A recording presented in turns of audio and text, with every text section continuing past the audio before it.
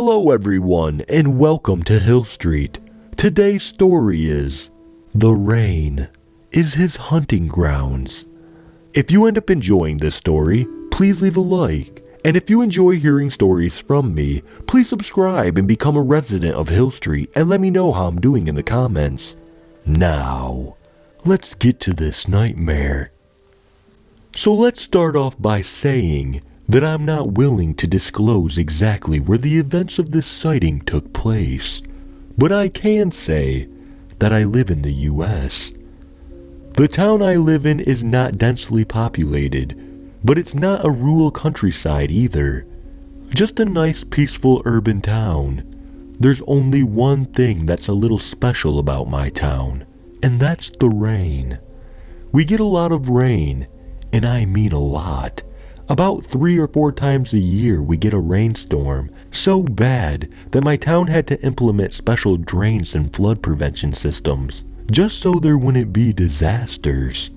The rain is so bad during these storms that you can't even see more than a few feet in front of you, so it makes driving or traveling anywhere practically impossible. Our town has nicknamed these types of storms we get a few times a year as mega rainstorms, or MRS for short. The news is always warning about the next MRS weeks in advance. The police and fire department strongly advise the entire town to stay in their homes and don't dare to come out until the storm is over. I've lived here all my life, and I would always ask my parents about the storms. They told me to never go out in them, that it's too dangerous. So back when I was a kid, I would always ignore the storm and stay inside to play games. There was no point looking out the window at it because the rain was so dense that the visibility was terrible. I'm 21 now, and I've never even once dared to leave the house during an MRS, but that changed yesterday. Yesterday was a mega rainstorm, and it started around 5 p.m. I was already inside and watching TV when at about 5:43 p.m. I got a text from my best friend Sean. He said he was caught out in the storm driving home and he couldn't see anything. He ended up running into a telephone pole and his car was stuck. He called the police, but they told him that they couldn't respond in this storm.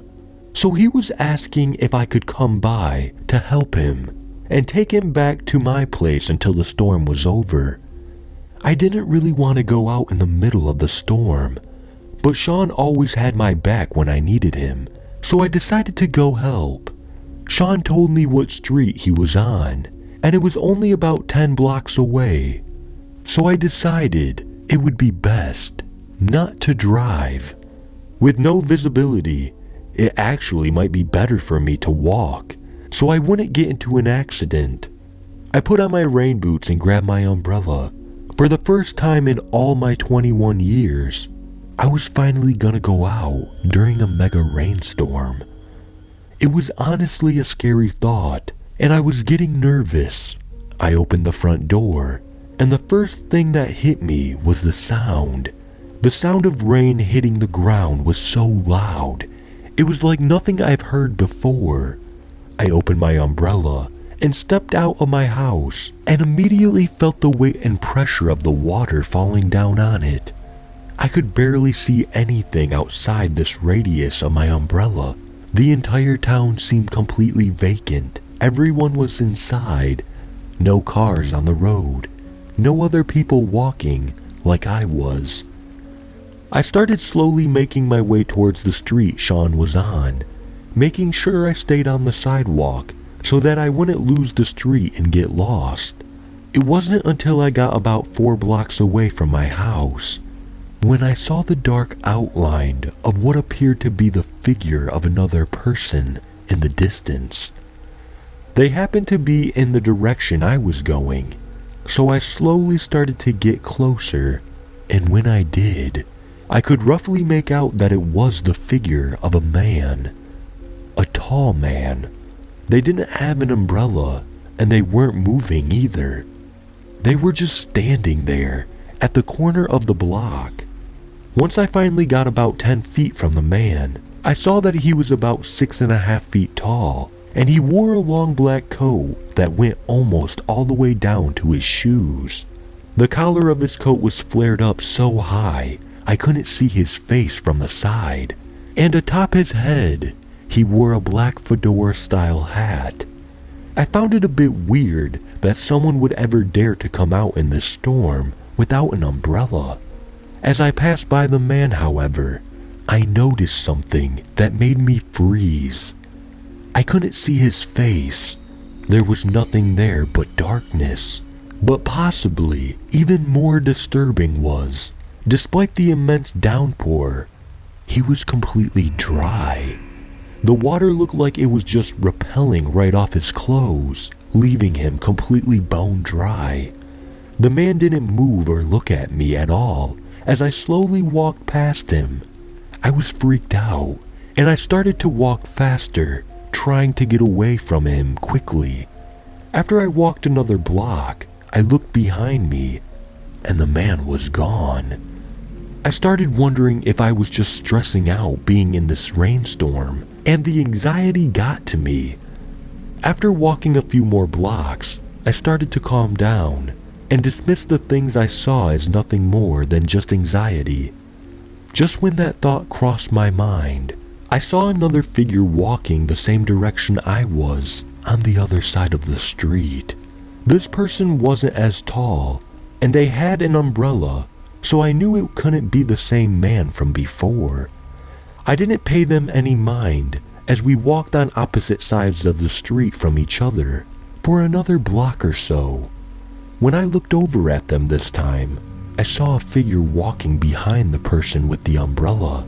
It didn't take me long to recognize this familiar figure as the tall man from before. I was shocked. How could he have walked all the way here and caught up to us that quickly? I watched from the other side of the street as the tall man slowly got closer and closer to the figure with the umbrella, until eventually he was right behind them. It was then that the tall man in his dark coat reached out with both his arms and grabbed the person and pulled them in tight. A large cloud of dark blue and black smoke enveloped them, and when the smoke disappeared, the tall man and the person were gone. Their umbrella fell onto the ground with a clack as I stood there in disbelief.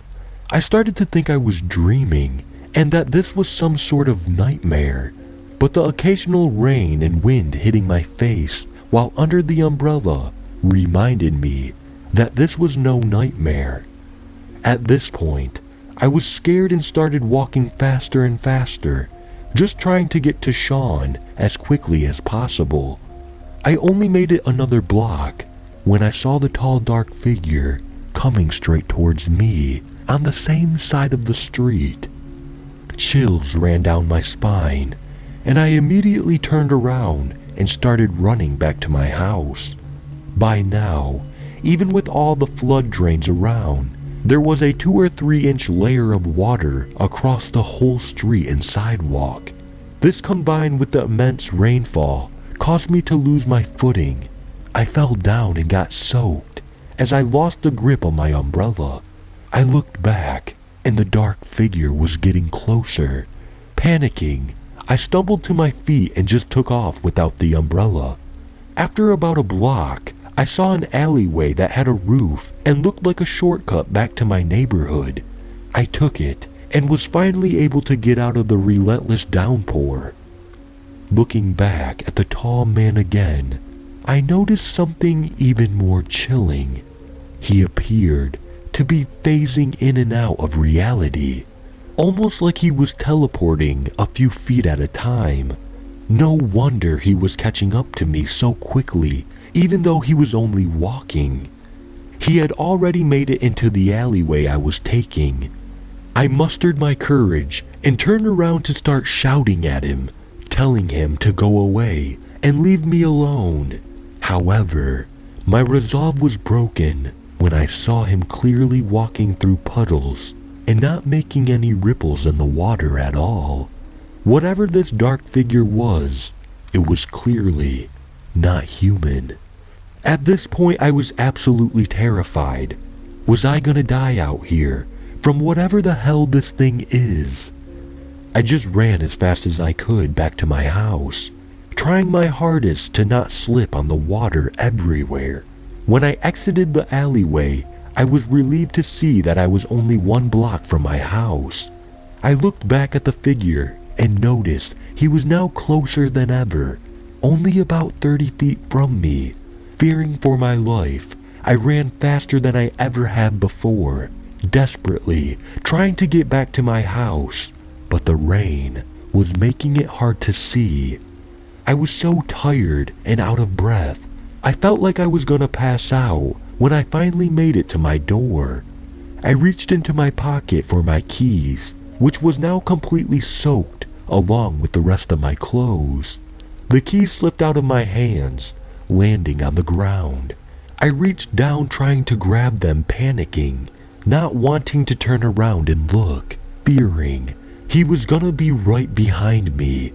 I just picked them up, finally found the right key and opened the door. I ran inside and slammed the door shut and locked it. I took a deep breath and looked out my living room window. I saw the tall man in his long dark coat and hat standing on the other side of the street outside my house. He was just standing there, staring at me, completely dry like he was never out in the rain at all, until the same large cloud of dark blue and black smoke covered him, and when it cleared, he was gone. I took another deep breath, still in shock over what I just experienced. I kept wondering, why didn't the dark figure grab me when I was so close to it? I was no more than 10 feet from him when I first got a good look at him. He could have easily grabbed me there, so why didn't he? Who was the person they grabbed a hold of earlier? What happened to them? I grabbed my phone and went to text Sean and tell him about what happened.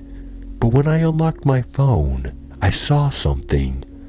A text from Sean, and it read, "Hey, never mind. I actually just found an umbrella in my glove compartment. I'm gonna try to walk and make my way to your house. See you in a bit. Sent 10 minutes ago."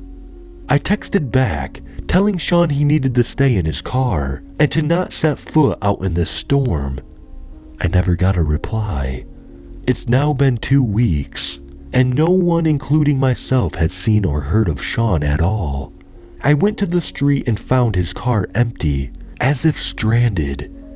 A search was conducted to find him, but they were unsuccessful in finding any trace of him at all.